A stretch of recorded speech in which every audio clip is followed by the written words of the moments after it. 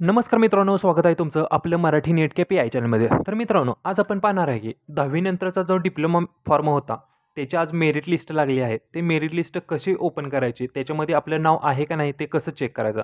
तसेच आता याचे फॉर्म भरायची डेट पण वाढली आहे. 4 जुलै झालेले आहे. तर आता 4 जुलैपर्यंत जे लोकं फॉर्म भरणार, त्यांचं मेरिट लिस्टमध्ये नाव येणार का नाही प्रोव्हिजनल लिस्टमध्ये, ते पण आपण त्याची पण या ठिकाणी माहिती पाहणार आहे. तर या ठिकाणी नोटीस आलेली आहे, पाहू शकता. या ठिकाणी ही लाईन चाललेली आहे. त्याच्यात सांगितलं आहे बघा, 4 तारखेपर्यंत या ठिकाणी फॉर्म भरणे चाललेले आहेत आणि आत्तापर्यंत म्हणजे 1 तारखेपासून 4 तारखेपर्यंत जे जे पण व्यक्ती या ठिकाणी फॉर्म भरतील, त्यांचं प्रोव्हिजनल लिस्टमध्ये नाव येणार नाही. त्यांचं डायरेक्ट फायनल मेरिट लिस्टमध्ये नाव येणार आहे. जर त्यांचं दोन्ही पण फायनल मेरिट लिस्टमध्ये नाव आलं, तर ते या ठिकाणी कॅप राउंडसाठी इलिजिबल राहणार आहेत. तर आत्तापर्यंत ज्यांनी पण फॉर्म भरले, त्यांचे फॉर्ममध्ये प्रोव्हिजनल लिस्टमध्ये नाव आलेलं आहे. ते कसं चेक करायचं? तर या ठिकाणी आपल्याला या वेबसाईटवरती यायचं आहे डी-टीच्या.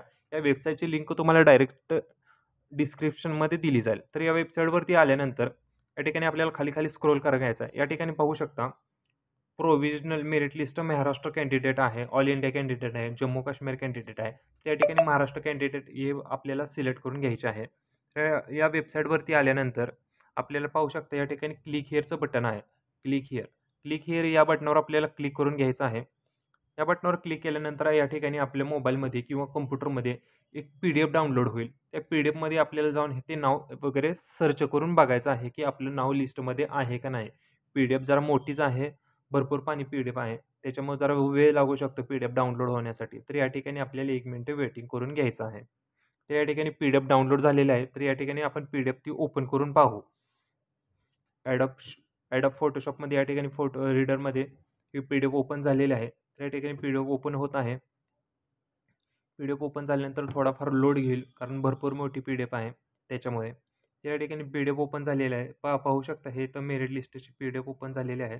या ठिकाणी आपण फॉर्म भरले होते महाराष्ट्र कॅन्डिडेटचे आत्तापर्यंत चालू झाल्यापासून आता 30 तारखेपर्यंत त्यांचे सर्व मेरिट लिस्टमध्ये नाव आलेले आहेत. तर या ठिकाणी हे भरपूर जणांची नावं आहेत. त्यामध्ये आपलं नाव कसं सर्च करायचं? तर या ठिकाणी वरती सर्चचा ऑप्शन आहे, पाहू शकता या ठिकाणी सर्चचे ऑप्शन. या सर्च ऑप्शनवर आपल्याला क्लिक करून बघायचं आहे. त्याच्यानंतर या ठिकाणी तुमचं नाव टाकून घ्यायचं आहे. तर या ठिकाणी तुमचं नाव टाकून घ्यायचं आहे. तुमचं काय नाव असेल ते XYZ ते नाव टाकून घ्या. सर्च करा. सर्च केल्यानंतर या ठिकाणी तुमचं सुजाता नावाचे जेवढ्या पण मुली आहेत किंवा लेडीज असेल त्यांची नावं या ठिकाणी शो होतील. त्याच्यानंतर त्याच्यामध्ये तुमचं पूर्ण नाव शोधून घ्या. त्याच्यामध्ये या ठिकाणी तुमचं नाव दिसेल. त्याच्यामध्ये जर नाव दिसलं तरच तुम्ही या ठिकाणी फायनल मेरिट लिस्टला तुमचं नाव येणार आहे. आणि जर या मेरिट लिस्टमध्ये जर तुमचं नाव आलं नाही, तर या ठिकाणी तुम्ही एकदा फॉर्म डबल एकदा चेक करून घ्यायचा आहे. डॉक्युमेंट व्हेरिफिकेशन झालेत का नाहीत सगळं व्यवस्थित चेक करून घ्यायचं आहे. जर झालं नसेल तर डॉक्युमेंट व्हेरिफिकेशन डबल करून घ्यायचं आहे. त्याच्यानंतर तुमचं फायनल मेरिट लिस्टला नाव येईलच. ती खात्री करून घ्या. या पद्धतीने हे मेरिट लिस्ट चेक करून घ्यायचे आहे आणि PDF डाउनलोड करून घ्यायचे आहे.